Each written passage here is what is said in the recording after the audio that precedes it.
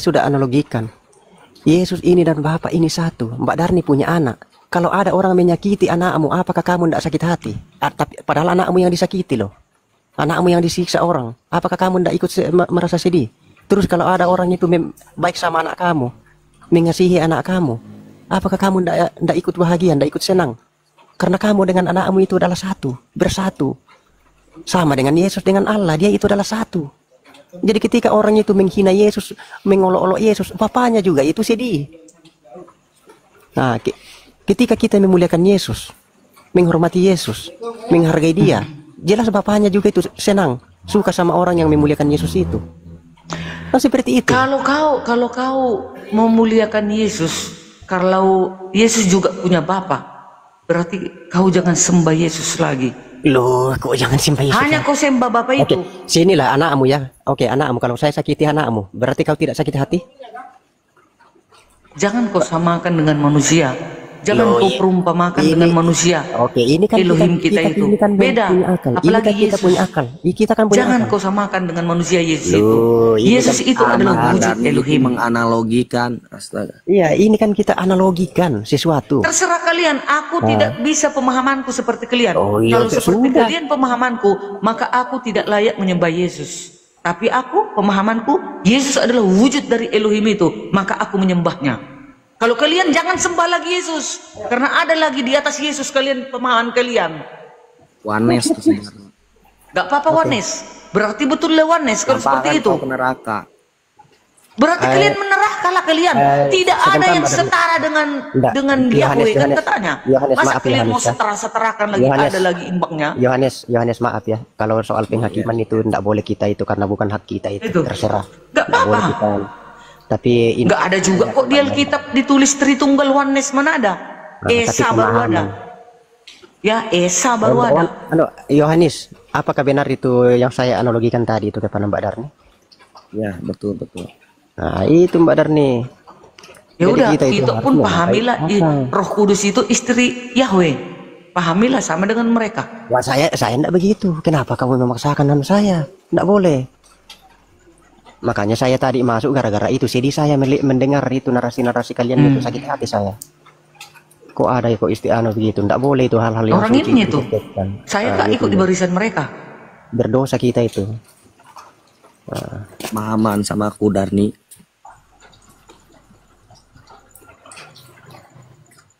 Jadi orang itu kayak jangan kita mengatakan penyesat atau ini. Itu kan pemahaman. Nah, kita tidak tahu kapan besok lusa kan orang bisa berubah atau bagaimana kan ya, kita tidak tahu. Sama dengan kita ini dulunya kita. Tapi kan wajarnya kita bilang penyesat udah jelas-jelas.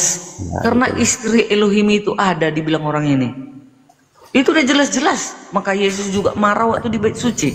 Waktu orang-orang di situ berjualan. Marah Yesus. Kita juga marah karena sudah disesatkan mereka kitab suci itu.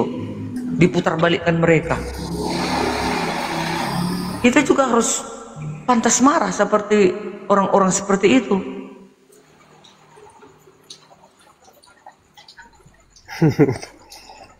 Oke, cukuplah saya ya. Silakan yang lain. Kalau saya cukup, silakan Yohanes. Ya silakan Darni, ada yang mau disampaikan lagi tidak? Ya aku nggak ada disampaikan, itu saja. Jangan lagi katakan bahwasanya Elohim kita itu mempunyai istri. Nah, itu yang saya terima. Ya itu pemahamanmu, silahkan. Tapi jangan memaksakan pemahamanku sama dengan pemahamanmu, begitu. Iya sih, nggak boleh dipaksakan, nggak bisa. Sedangkan teman-teman Muslim aja tidak dipaksakan kita menjadi Islam, enggak. Kita juga nggak paksakan mereka menjadi Kristen. Semoga Tuhan menyadarkan kamu. Namanya perbedaan. Menyadarkan dari apa? Menyadarkan dari kesesatanmu. Apa yang sesat di dalam aku? Di dalam Darni? Iya, kamu karena menyamakan Yesus itu adalah Bapa. Bapa adalah Yesus. Yesus adalah Roh Kudus. Itu pemahaman itu tidak bisa diterima. Karena sudah jelas Bapa itu berbeda dengan Yesus. Iya, nantilah sewaktu datang Yesus, siapa kita yang dihakimi? Iya, kamu nanti diusir di Matius 7:21 sampai 23 itu untukmu, untuk Yohanes. Semua manusia. Kenapa Yesus berani mengusir manusia kelak di akhir zaman? Karena apa? Karena menolak Yesus Tuhan dan Juru Selamat. Saya tidak menolak Yesus Tuhan dan Juru Selamat. Gak mungkin Saya aku pun tidak diusirnya. menolak, Darni. Siapa yang menolak Mbak Darni? Tidak saya dan Itu kan Aduh. dikatakan itu untuk oneness juga. katanya. Untuk oneness itu Matius 7 ayat 15 sampai seterusnya. 1 sampai 23, bukan 15. Matius Oh, baca 7. baik-baik. Iya, bukan setiap orang yang menyebut namaku Tuhan, Tuhan akan masuk ke dalam kerajaan surga, melainkan dia yang melakukan kehendak Bapakku. Sebentar, saya izin ke air dulu. Dilanjut, Bang Ana. Apa itu kehendak Bapa? Apa itu kehendaknya? Ia setia kepada perintah-perintahnya. Yang termasuk kehendak Bapak itu adalah orang yang mengenal bahwa Bapak itu dan Yesus itu adalah anak. Itu satu Melakukan kehendak perintahnya itu. pun juga kehendaknya. Dan melakukan kehendaknya. Makanya Gitu. diturunkannya hukum. Nah, Gak bisa itu dibuang itu hukum itu, gak bisa. Itulah kehendaknya. Yang harus itu kan hukum-hukum moral kepada umat manusia itu hukum itu. Jangan kau coba-coba satu titik satu iota, jangan kau rubah hukum itu. Itu kehendaknya. Jadi ada kita nanti manusia itu yang diusir, yang berani merubah-rubah hukum. Tapi kita nggak tahu siapa yang diusir. ya, Hanya Yesus yang tahu. Hanya Dia yang menentukan Siapa yang siapa yang melakukan berhak kehendak masuk Bapa kerajaannya atau tidak. yang tidak diusir yang melakukan Ya. kehendaknya, kehendak Bapaknya. Iya, yang tidak diusir, yang percaya kepadanya Tuhan. Kan udah dibilangnya, bukan setiap orang yang menyeru kepada aku Tuhan, Tuhan akan masuk ke dalam kerajaan surga, tetapi dia yang melakukan kehendak Bapakku. Dia yang menentukan orang masuk surga ya atau tidak. Maka dia mengusir orang-orang yang tidak melakukan kehendaknya. Apa itu kehendaknya? Melakukan perintah-perintahnya yang di dalam 10 hukum, di dalam kasih. Itu dia syaratnya masuk surga. Berhati-hati kita. Jadi kita jangan menghakimi. Intinya, kalau nama kita tertulis dalam kehidupan, ya kita ada tempat. Kalau tidak ada ya udah, memang kekal. Ya, Kita ini di maksudnya dunia ini, kayak mana kita caranya supaya kita terdaftar di sana? Berarti Ya, kita kita harus menerima Tuhan percaya sebagai Yesus Tuhan. adalah Tuhan dan Juru Selamat Juru kita. selamat. Yes. Dan melakukan setia akan perintah-perintahnya. Itu yang akan dibawanya ke surga. Mau siapapun agama kita, nama agama kita mau dari Advent, mau dari HKBP, mau dari Islam kek, mau dari Katolik kek, yang jelas percaya kepada Yesus adalah Tuhan dan Juru Selamat dan setia kepada hukum-hukumnya, itulah yang benar. Amin. Jangan nama Denom. Denom itu manusia yang buat itu. Ya, karena nanti sewaktu Yesus datang, orang Advent, sini. Orang Katolik di sini, Islam di sini, HKBP di sini. Mana ada diseru seperti itu? Gak ada. Udah Yesus ngomong kok di dalam Matius, yang melakukan kehendaknya. Udah tentulah kehendaknya jangan membunuh, jangan berzina, jangan mencuri, jangan berdusta, jangan menyembah berhala, jangan mengingini milik sesamamu manusia. Jelas orang-orang yang kudus yang diselamatkan. Itu syaratnya masuk surga. Yesus berkata, kalau Yesus mengatakan itu persyaratannya, berarti Dia yang menentukan orang masuk surga atau enggak. Itu guys, silakan.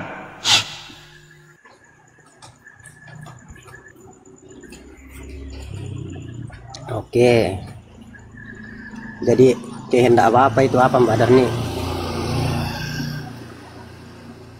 Kehendak Bapa mengenal Engkau satu-satunya Elohim Nah, kalau di dalam dan Alkitab setia kepada baca perintahnya itu, dong. Jadi inilah nanti yang selamat ya. Jadi orang yang melakukan kehendak Bapa.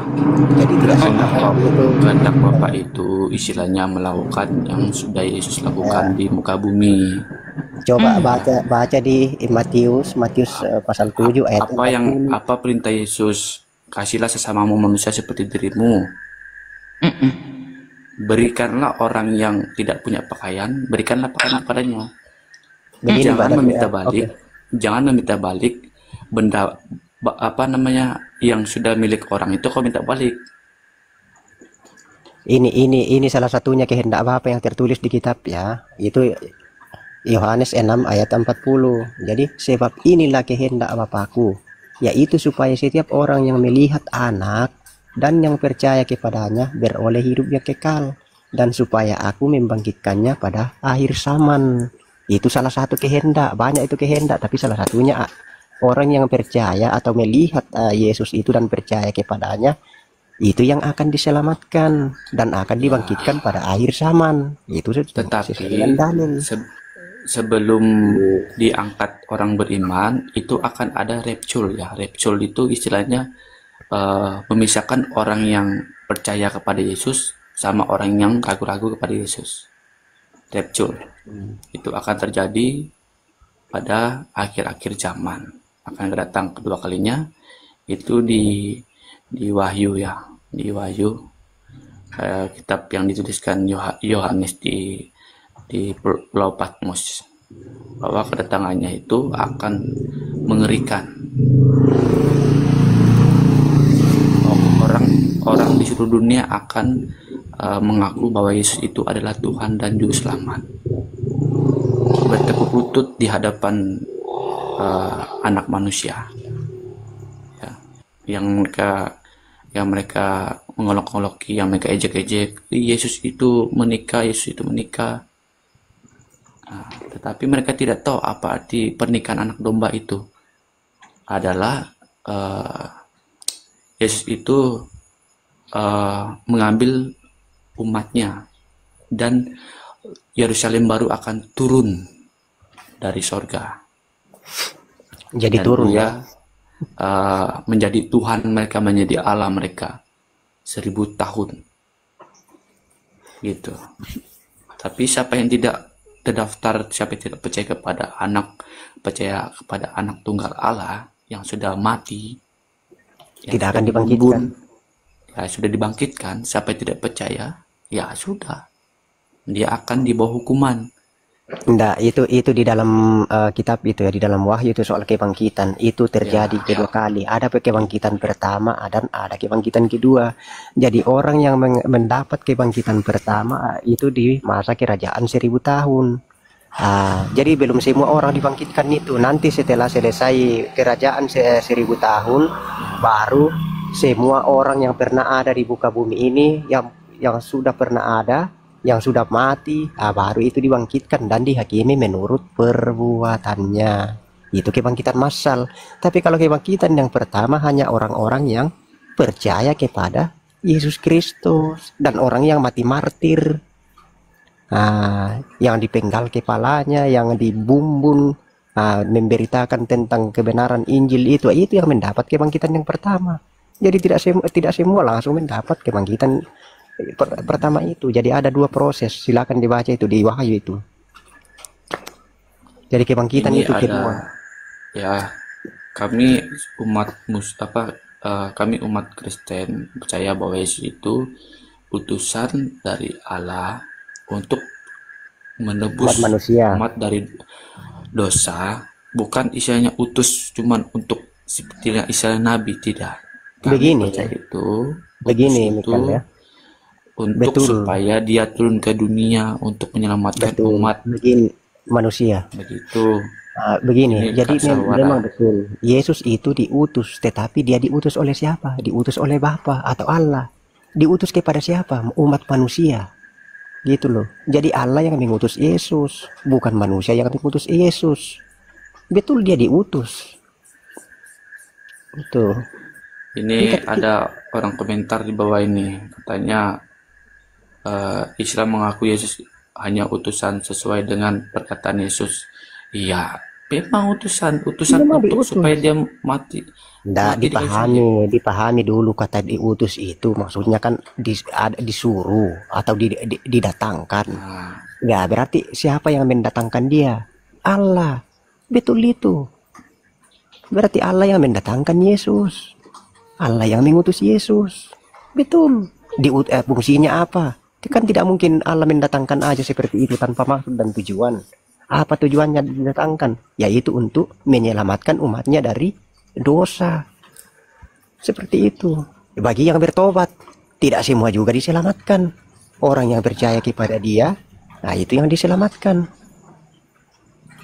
Bukan berarti ya sebagus-bagusnya orang, sebaik-baiknya orang, kayak manapun bagusnya, tidak pernah mukul orang, tetapi tidak percaya bahwa Yesus itu adalah Tuhan dan Juru Selamat, tidak menerima Dia, ya sama saja tidak selamat.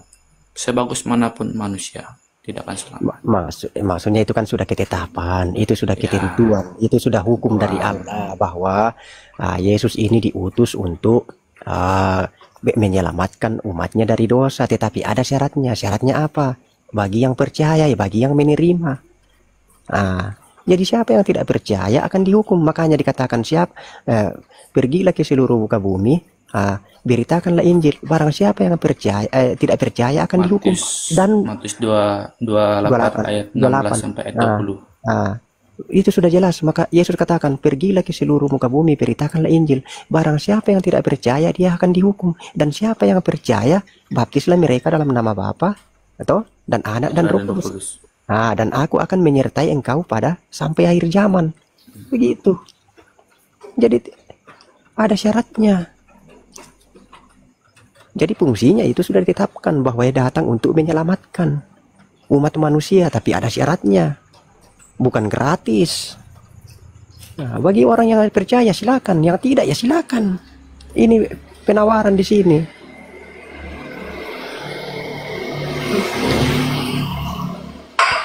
Halo, salve abang. Salve, selamat pagi.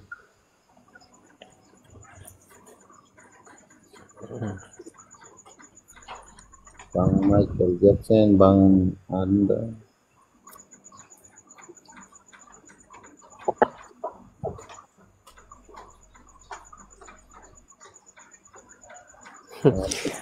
Ya itu kan ada yang mengatakan Yesus itu hanya untuk Bani Israel. Memang betul fisiknya Yesus itu tidak datang di Indonesia, tidak datang di Kanada, tidak datang di Amerika. Jadi Yesus itu hanya datang kalau fisiknya itu datang di Israel. Tetapi itu kan fisik, tapi kalau ajarannya sudah lintas. Artinya menyeluruh alam, itu ajarannya, bukan fisiknya. Jadi jangan cuma kalian melihat fisiknya, mengomentari fisiknya. Betul itu, Yesus datang di Israel. Memang betul, tetapi ajarannya seluruh bumi. Makanya dikatakan pergilah ke seluruh bumi. Beritakanlah. Nah itu. Ya kalau dirinya betul, kalau kalian hanya melihat fisiknya, melihat dirinya ya betul. Tapi ajarannya. Yesus menyuruh murid-muridnya memberitakan bahwa Yesus telah mati, Yesus telah bangkit, dan Yesus telah dimuliakan karena Dia sudah menang melawan maut. Nah ini kan yang biasa permanen, paten di otak orang bahwa Yesus itu hanya datang kepada Israel. Itu fisiknya yang kamu lihat, yang kamu komentari, kamu imani. Kami juga mengimani itu. Fisiknya memang hanya datang di Israel. Itu fisik. Tapi kalian juga harus paham bahwa beda fisik dengan ajaran. Sama dengan Muhammad. Muhammad itu hanya datang di Arab. Tetapi ajarannya itu udah lintas, sudah seluruh alam. Itu ajaran, bukan pribadinya atau bukan fisiknya, tapi ajarannya itu yang seluruh alam. Sama dengan Yesus. Ajarannya itu sudah lintas, sudah sampai seluruh bumi. Tapi fisiknya memang bukan. Begini Bang, ayat andalan mereka itu yang aku hanya diutus untuk domba-domba yang hilang daripada Israel gitu loh. Itu kan kita lihat di situ. Kenapa dia bisa berbicara kepada siapa waktu itu? Dan penyelesaiannya seperti apa? Kecuali waktu di Indonesia begini ya, kecuali waktu Yesus di Indonesia itu baru ada orang Indonesia minta tolong waktu Yesus di Indonesia baru orang Indonesia itu minta tolong kepada Yesus, baru Yesus katakan aku hanya diutus kepada Israel. Itu saya percaya. Tapi itu kan berbicara sama orang Israel waktu itu.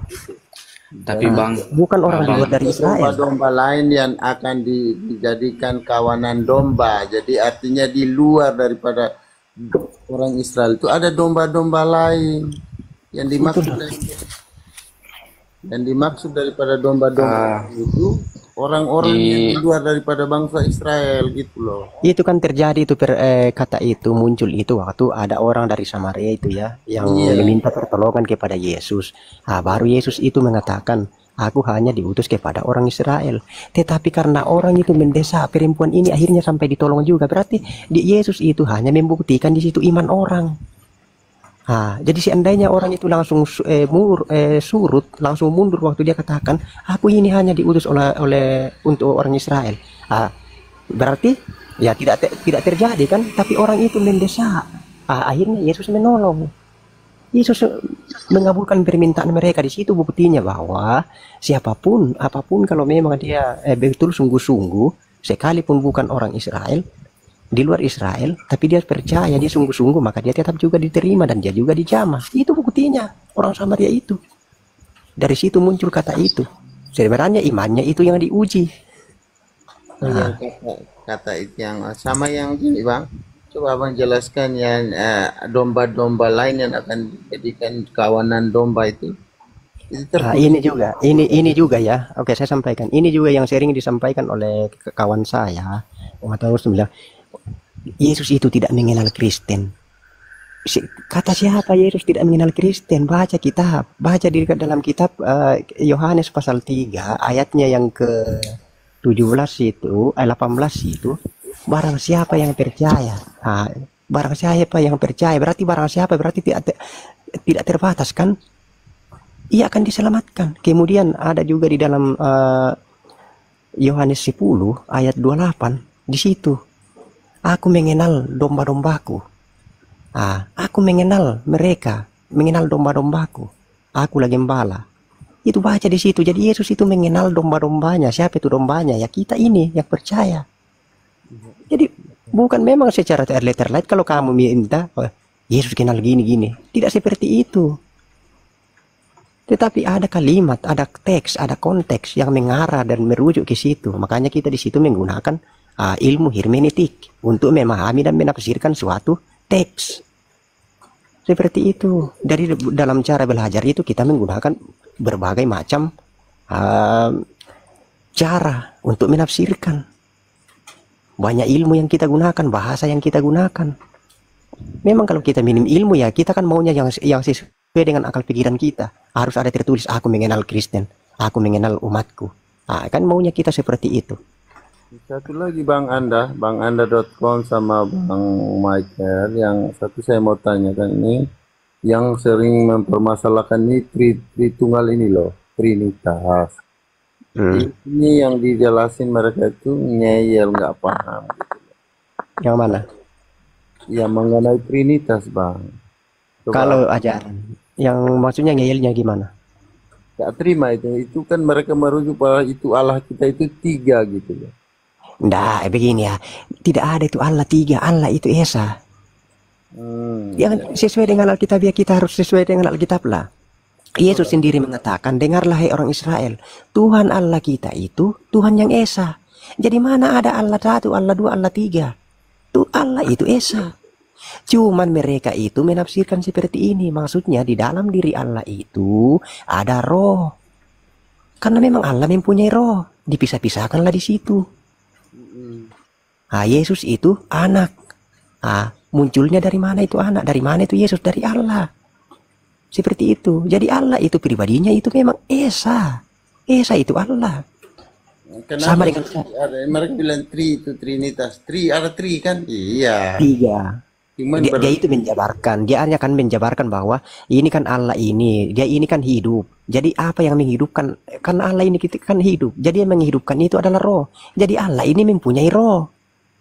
Nah, kenapa dikatakan Roh Kudus? Karena Roh Kudus itu artinya suci. Jadi roh Allah itu roh yang kudus, roh yang suci. Itu milik Allah. Di dalam diri Allah itu ada Roh Kudus. Tapi jadi mereka menjabarkan seperti itu dibagi-bagi. Jadi tidak ada itu dibilang Allah Roh Kudus satu, Allah Bapa satu, Allah Yesus, Allah Anak satu. Tidak ada itu. Cuma Allah itu Esa, cuma di dalam diri Allah itu ada Roh Kudus. Yesus itu dari Allah. Seperti itu. Misalnya kita tunjukkan Tidak ada itu Allah 3. Tidak ada itu. Allah 1, Allah 2, Allah 3. Mana ada itu? Abang Anda itu bisa kita tunjukkan ayat yang secara eksplisit itu tertulis di dalam 1 Yohanes 5 ayat yang ke-7. Hmm. Ya, itu kan jelas di sini ya Bang ya. Kayak 1 Yohanes 5 ayat yang ke-6. Inilah dia yang telah datang dengan air dan bukan saja dengan air, tetapi dengan air dan dengan darah. Dan rohlah yang memberikan kesaksian. Karena roh adalah kebenaran. Sebab ada 3 yang memberikan kesaksian di dalam surga. Bapa, Firman, dan Roh Kudus. Dan ketiganya adalah Ini satu. satu. Ah, itu. Jadi fungsi daripada roh itu jangan katakan Allah tidak perlu roh. Fungsi daripada roh adalah menghidupkan. Jadi sama dengan kita manusia ini. Jadi yang menghidupkan kita ini adalah roh. Jadi kalau kita roh kita sudah keluar dari tubuh kita, berarti tubuh kita ini mati. Ah, jadi Allah itu adalah Allah yang hidup. Makanya dia ada roh. Jadi kalau tidak ada rohnya ya mati. Karena Jadi, gini, mereka jangan ada yang berkata Allah tidak butuh roh. Roh itu menghidupkan, fungsi roh. Nah, ini dan delapannya jelas, dan ada 3 yang memberikan kesaksian di bumi, roh dan air dan darah, dan ketiganya adalah satu. Jadi di sini itu mereka bisa, oh ini bukan perkataan dari Yesus langsung kok.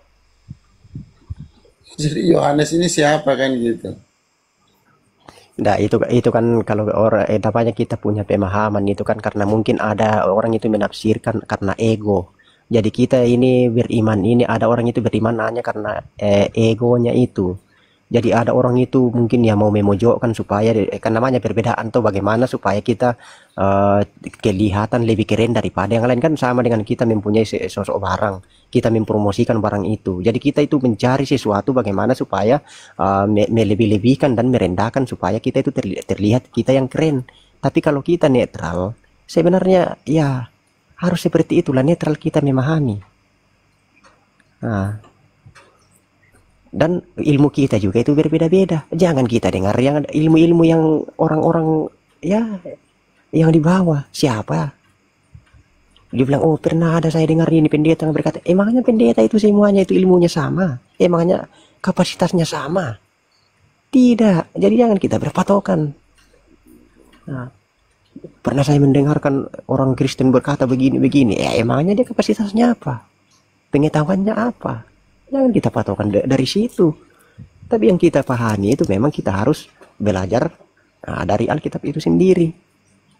Kita merendahkan diri. Jangan karena kita ya mau cari persaingan. Nah itu baru betul. Nah, fungsi roh aja tidak tahu. Ada yang mengatakan Allah tidak butuh roh. Berarti kamu tidak tahu apa fungsinya roh. Makanya kamu berkata demikian. Nah.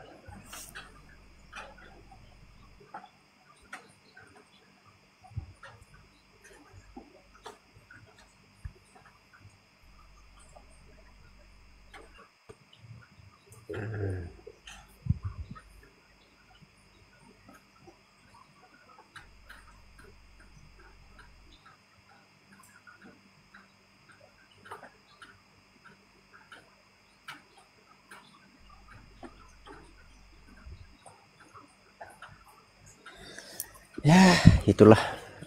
Kalau memang kita belum inilah. Itu aja. Nanti kan kebenaran itu akan muncul pada waktunya. Kalau sekarang ya memang masih mencari karena memang di dunia ini ya tempatnya kita untuk Bukan menyembah roh. Kamu ini dari tadi dijelasin nggak ngerti. menyembah. Anak, Bapak, dan Roh itu adalah satu. Masa menyembah? Ya menyembah itu ketiga-tiganya sudah ada di dalam diri Allah.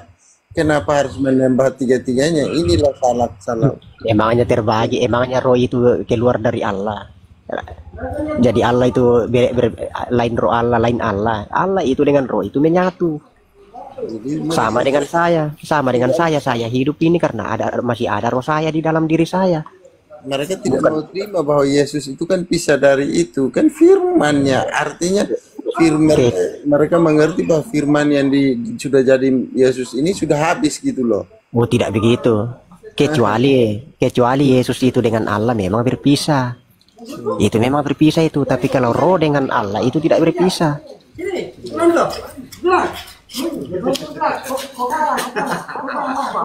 Bukan dihitung berapa Allahnya, tapi kebagaimanaan Allah itu ya Bang.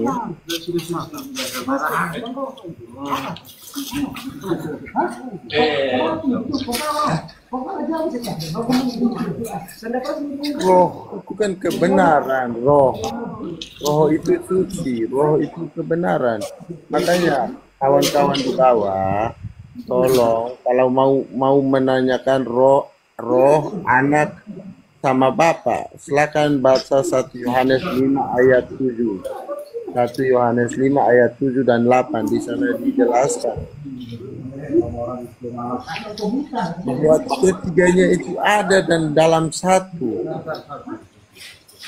Iblis punya roh enggak? Bang Anda, iblis punya roh enggak?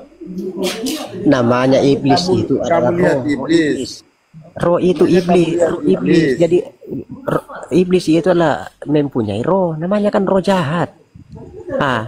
Jadi yang tidak berwujud itu hanya roh. Yang tidak bisa kita raba. Itu roh, tapi bisa berwujud atau berbentuk. Cuma kita tidak bisa raba. Itu namanya hanya roh. Namanya iblis itu, kamu lihat, kamu mau minta apakah iblis itu roh katanya? Iblis itu memang roh, tapi roh Jahat. itu loh.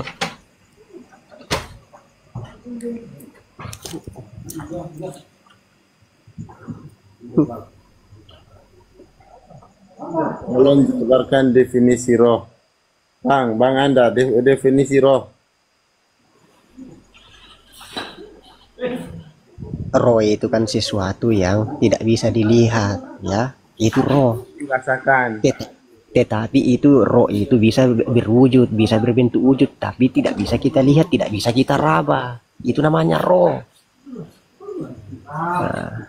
Dan roh ada roh kebenaran dan roh jahat. Roh tidak benar. Makanya ada namanya roh iblis, roh jahat. Tapi apakah kita melihat iblis? Tidak. Jadi gini Bang, biasanya yang mereka tanyakan itu, apakah roh iblis ini diciptakan atau gimana? Kalau roh iblis itu maksudnya kalau secara langsung diciptakan, kalau menurut saya tidak ya, tetapi ada sesuatu yang memang ya contoh malaikat. Kalau di dalam pengertian kita ya pemahaman bahwa iblis itu memang tidak langsung diciptakan itu iblis, tetapi malaikatlah yang diciptakan, namun dia awalnya memberontak seperti itu, akhirnya dikutuk dan dia berubah menjadi iblis seperti itu. Jadi awalnya bukan langsung iblis yang diciptakan seperti itu ya. Dia memberontak.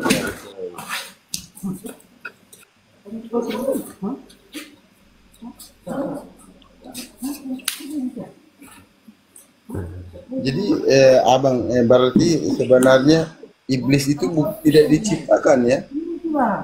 Apa? Iblis Kenapa? bukan diciptakan nah ya? Secara langsung maksudnya tidak langsung iblis diciptakan, tetapi awalnya itu bukan ada sesuatu yang memang bukan langsung dari iblisnya. Beda kalau dibilang oh ya langsung diciptakan itu, tidak.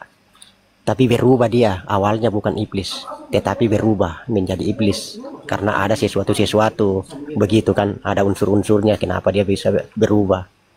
Berbeda kalau kita menciptakan sesuatu, contoh kita langsung menciptakan kain, ya kan langsung jadi kain toh.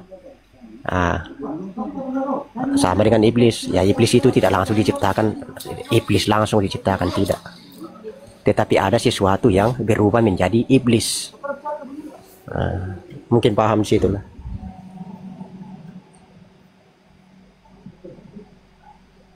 Dulunya dia malaikat, akhirnya dia memberontak, jadi dia terpisah dari Allah ya. Akhirnya jadi ya terpisah, diturunkan lagi bumi seperti itu kan. Malaikat itu di surga, tidak mungkin ada malaikat di bumi kan, jadi malaikat itu di surga. Jadi malaikat inilah yang memberontak di dalam surga itu akhirnya diturunkan ke bumi. Karena kan sudah melawan dalam surga, jadi bukan tempatnya lagi di sana. Tapi mereka malaikat ini ya punya kuasa juga. Nah, itu dia seperti itu. Iya, artinya mereka ini kekal juga ya abangku. Ya, ya namanya roh tidak bisa mati, Pak. Namanya roh itu tidak bisa mati. Roh itu tidak bisa mati. Oke, oke. Nah, jadi roh tidak bisa mati, yang mati itu tubuh. Kayak kita manusia ini. Jadi roh kita nanti ini tidak akan mati. Hanya roh kita itu keluar dari tubuh, maka tubuh kita ini mati. Karena tubuh ini ditempati oleh roh, maka kita hidup. Tapi ketika roh ini keluar, maka jasad ini mati. Jadi roh itu tidak bisa mati. Ah, tuh.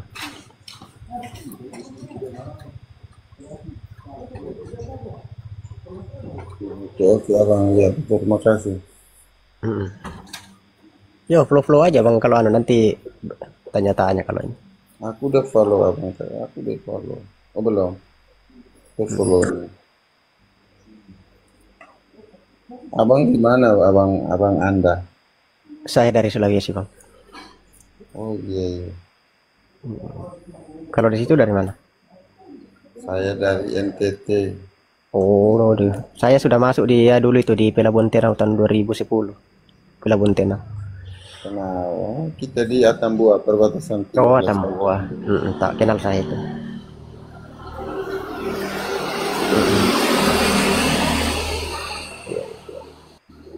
Jadi makanya Yesus mengajarkan perempuan Samaria itu, kamu harus menyembah Allah yang benar tuh bukan lagi di batu gunung di mana-mana, tetapi menyembahlah dalam roh dan kebenaran. Artinya roh dan kebenaran.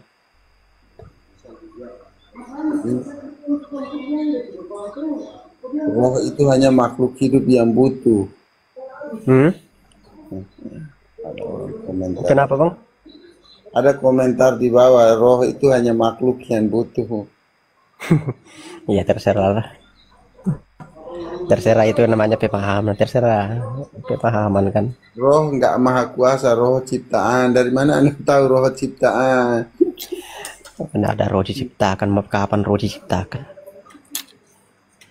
Kamu baca di Kejadian, roh itu tidak diciptakan. Roh itu bersama-sama dengan Allah itu.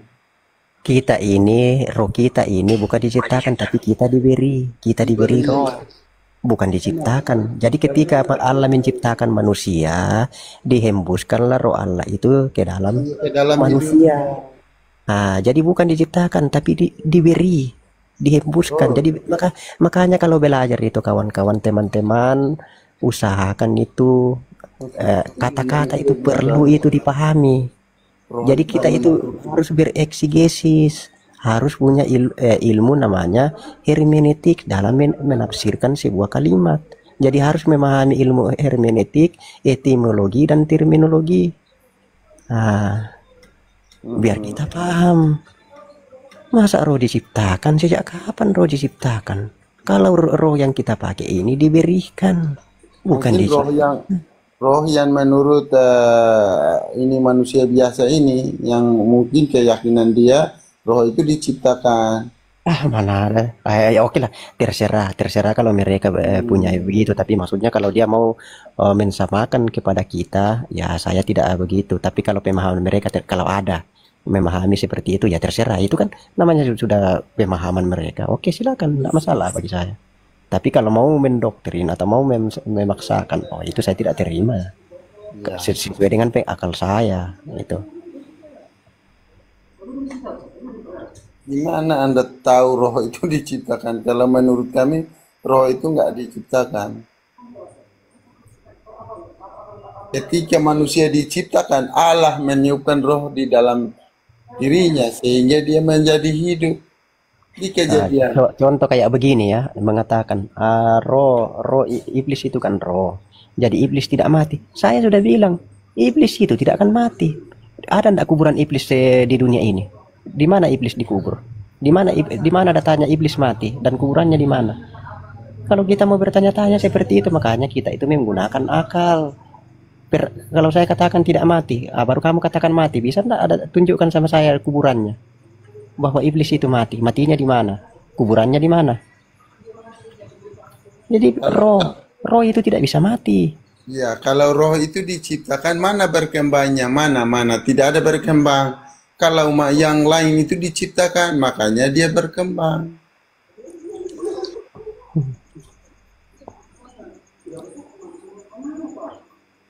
Roh diciptakan.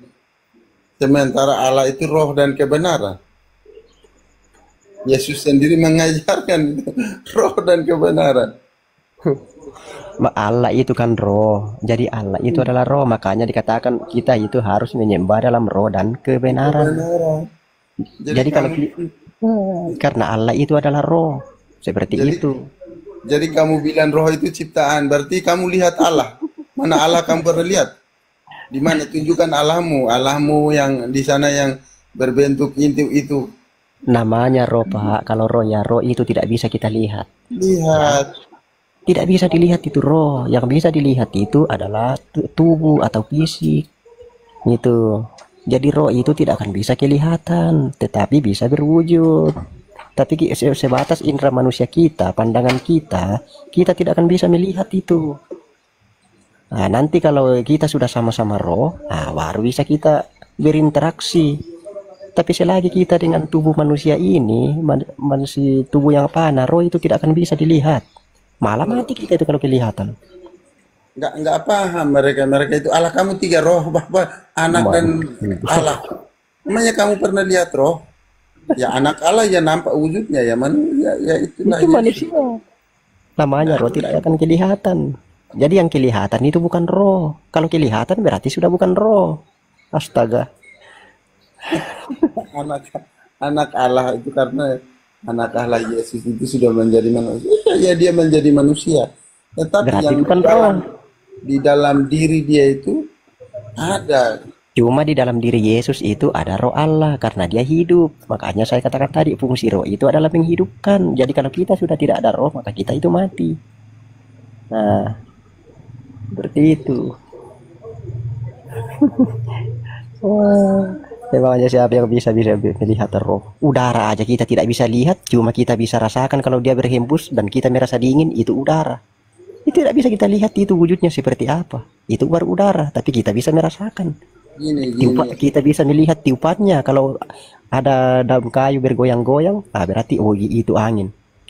Coba sebutkan sama saya bagaimana warnanya angin, bagaimana bentuknya. Mana ya bisa? bang ya bang karena gini mereka maunya itu menyamakan Yesus itu sama seperti manusia biasa yang diangkat menjadi Enggak boleh, nabi enggak boleh seperti itu. Kalau mereka menggiring ke situ ya berarti mereka itu ya oke ya lah, saya enggak bisa sama-sama melakukan kayak seperti gitu. nabi mereka yang di setelah umur segini baru diangkat jadi nabi kalau beda dengan Yesus Yesus sudah dinubuatkan dari sejak lama iya Yesus bahwa itu begini aja ya, di dalam diri Yesus itu kalau diri Yesus itu memang persis dengan manusia, sama dengan manusia.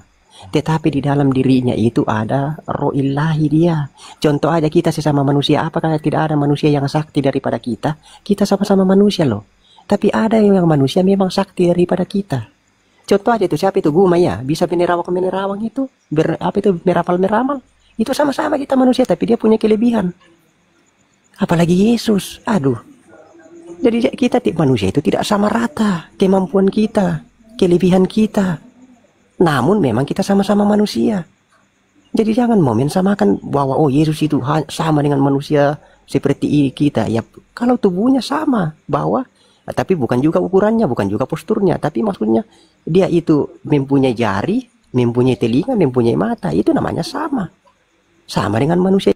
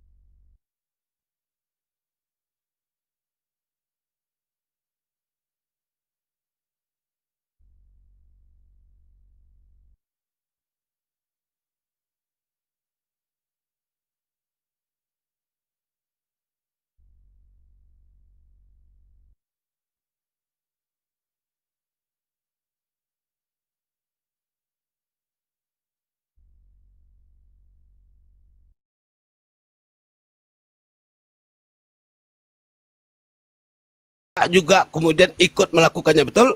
Melihat di sini, Pak. Iya, apa yang dilakukan oleh Bapak, maka juga anak melakukannya, betul tidak? Dalam Kan itu konteks yang kamu sebut. Iya, kan itu yang kamu sebut. Ya, sebab apa yang dikerjakan Bapak itu juga. Apa yang dikerjakan Bapak, anak juga melakukannya, betul? Betul sekali, Pak. Oke, Bapak menciptakan langit dan bumi, anak menciptakan langit dan bumi tidak? Sebagai firman, iya. Kapan Yesus menciptakan langit dan bumi? Di mana dalilnya di dalam ayat? Segala sesuatu diciptakan oleh firman. Ini gimana sih saya bicara tentang Yesus, kau bicara tentang firman. Kan kau berkata anak melihat, sabar dulu. Makanya dari tadi aku bilang kupingmu dipakai dan jangan botol untuk menjawabnya. Oke? Tadi kita sepakat Yohanes 5:15 mengatakan anak melihat yang dikerjakan oleh Bapak, dan kau tadi mengklaim apapun yang dikerjakan oleh Bapak, anak juga mengerjakannya, betul tidak? Iya, karena dia melihat. Bapak menciptakan langit dan bumi. Apakah anak melihat mau menciptakan langit dan bumi juga?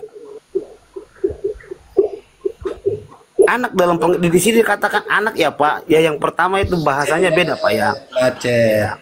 Bukan macet. Jadi kita ngikutin kamu ini gimana sih? Kamu ini gimana? Pertanyaan saya gampang sekali. Tadi kamu mengatakan apapun yang dikerjakan oleh Bapak, anak juga melakukannya, betul? Iya, anak di sini anak. Nah, ya udah kau diam dulu. Kalau sudah iya itu diam dulu, jangan kau terangkan lagi.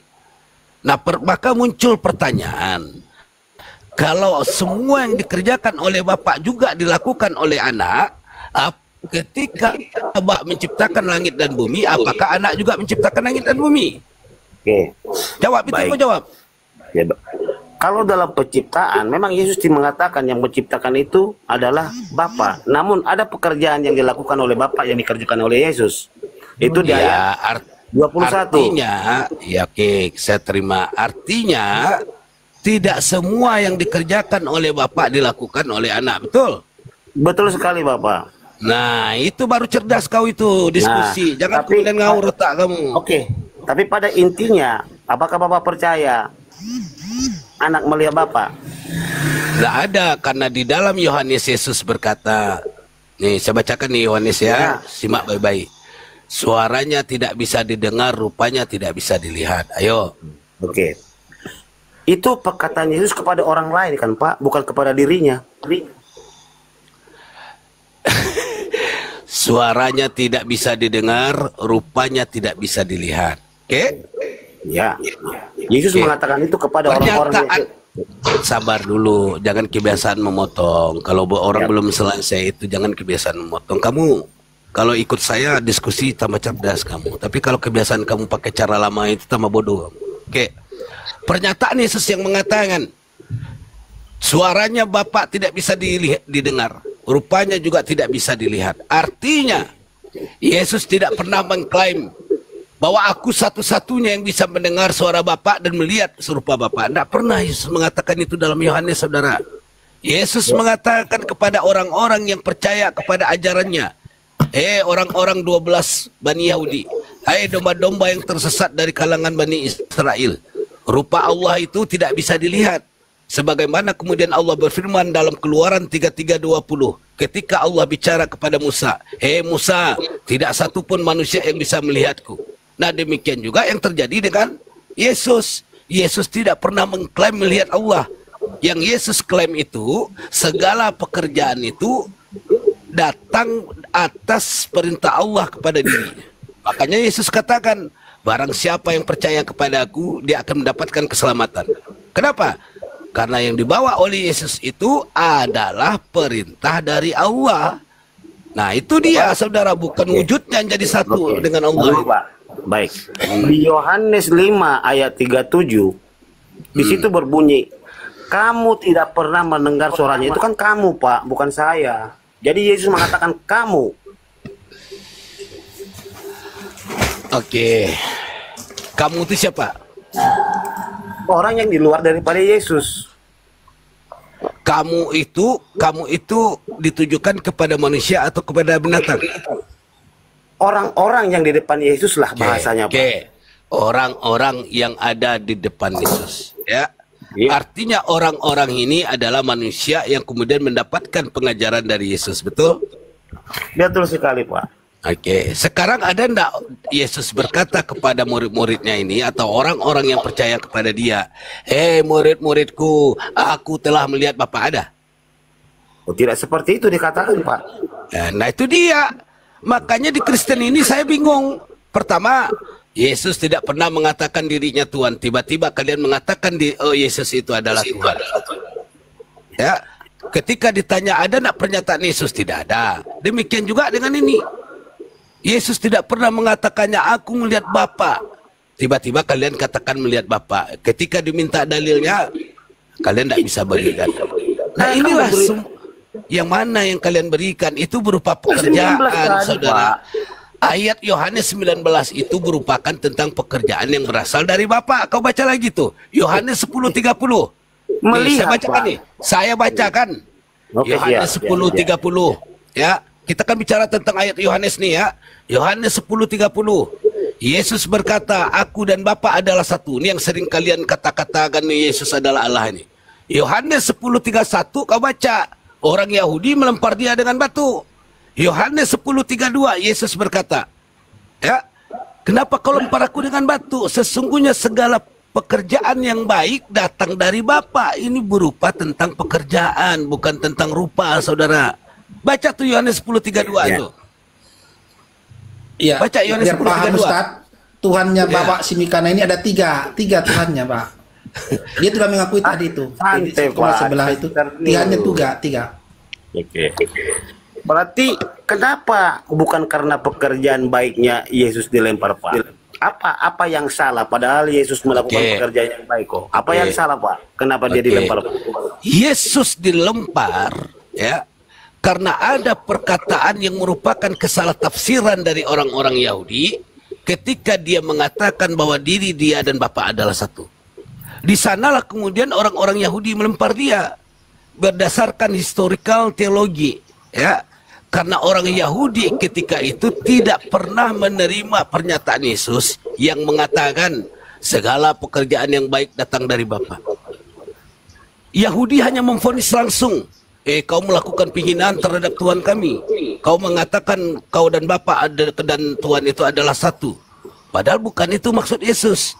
Maka dilanjutkan oleh Yesus ketika orang Yahudi melempar dia dengan batu. Hei orang-orang Yahudi, sesungguhnya segala pekerjaan yang baik itu, perintah yang baik itu datang dari Bapa kepadaku. Ini dia, makanya di dalam ayat lain dikatakan ada tiga yang memberikan kesaksian di dalam surga. Bapa, Putra, dan Roh Kudus. Bapa siapa? Pemilik firman. Putra siapa? Penerima firman. Roh Kudus siapa? Penyampai firman. Ini dia yang memberikan tiga kesaksian, bukan tiga entitas ini menjadi satu dalam tiga kepribadian. Tidak gitu saudara bacanya. Oke. Boleh saya jawab, Pak? Silakan. Oke, jadi yang jelas di situ Bapak mengatakan bahwa orang Yahudi lah yang salah memahami perkataan Yesus, Pak. Oh betul. Oh, berarti bukan orang Kristen ya, Pak ya? Nggak ada hubungan dengan Kristen. Aduh, ini gimana sih? Kristen pada waktu itu belum ada, Cok. Iya, ngerti, Pak. Berarti Kristen yang salah belum ada. Ya, Kristen, dengan hadirnya Kristen malah bertambah-tambah kesesatannya. Kenapa? tambah lagi Orang ya, Pak, ya? Yahudi tidak pernah menyebut Yesus sebagai Tuhan. Kristen tiba-tiba datang dengan gagasan bahwa Yesus adalah Tuhan melalui Syahadat Nikea. Yang terjadi, yang dihasilkan pada 325 Masehi ketika dilakukan konsili Nikea dengan menghasilkan dua keputusan. Yaitu Syahadat Nikea salah satunya menjadikan Yesus sebagai satu-satunya Tuhan. Yesus diangkat menjadi Tuhan itu oleh manusia, bro. Sampai sini. Oke. Tapi kan pada telah lahir bagimu juru selamat, Pak, sebenarnya. Yang telah lahir, oke, saya jelaskan ya. Oke, siap. Berdasarkan teks originalnya atau berdasarkan KJV, King James Version yang berbahasa Inggris, dikatakan telah ketika kita dengan jujur mentranslate-nya ini, ya ini dengan jujur ya, Siap. maka akan ketahuan translate yang aslinya telah lahir Tuan, bukan Tuhan, Tuan di kota Daud. Ya, bukan Tuhan. Karena perkataan Lord itu ketika diterjemahkan artinya adalah yang mulia. Nah, menurut saya belajar nih historical teologi ini. Menurut asal usul pemakaian kata Lord dalam bahasa Inggris kuno, ya, Lord itu dipakai untuk merujuk kepada tuan-tuan tanah yang memiliki budak-budak. Maka dipakailah kata Lord. Artinya adalah tuan tanah atau yang mulia, yang memiliki kekuasaan. Nah, ya, penguasa, benar Pak. Sabar. Ketika itu, ya, dimasukkan ke dalam Bible sehingga orang LAI dengan semena-mena mengganti kata Lord yang artinya adalah yang mulia itu menjadi Tuhan. Ini dia kesalahan LAI. Oke, sehingga kalian tersesat sampai sekarang.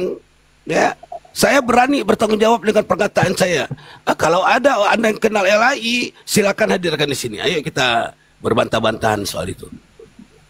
Itu tidak salah Pak. Jadi kata Tuan yang merujuk kepada penguasa. Ya, itu penguasa di bumi. Ya. Nggak ada penguasa. Saya kan sudah berikan kata Lord itu, ya, aslinya adalah merujuk kepada tuan tanah yang memiliki budak-budak. Kamu baca lagi tuh, buka tuh. Iya, benar. Oh, sabar dulu. Buka tuh sejarah pemakaian kata Lord berdasarkan Inggris kuno, akan dapat itu semua gitu. Jadi tidak pernah di dalam jangan ke bahasa Inggris. Datang lagi pengajar. Sudah turunkan dulu. Enggak, jangan gitu. Sudah turunkan dulu. Kalau tidak bisa biar Pak. Oke. Nah, kemudian ketika dimasukkan ke dalam Bible, maka kemudian diterjemahkan lain dari standar yang harusnya dipakai, yaitu sebagai Tuan, bukan sebagai Tuhan, gitu loh. Nah, ini dia kenapa terjadi penyimpangan ini. Nah, silakanlah tanya kepada LAI, ya, bukan kepada kami, karena kami tidak pernah kemudian menerjemahkan seperti itu. LAI yang menerjemahkan seperti itu. Oke, silakan. Itu Bapak yang tadi mental itu dia.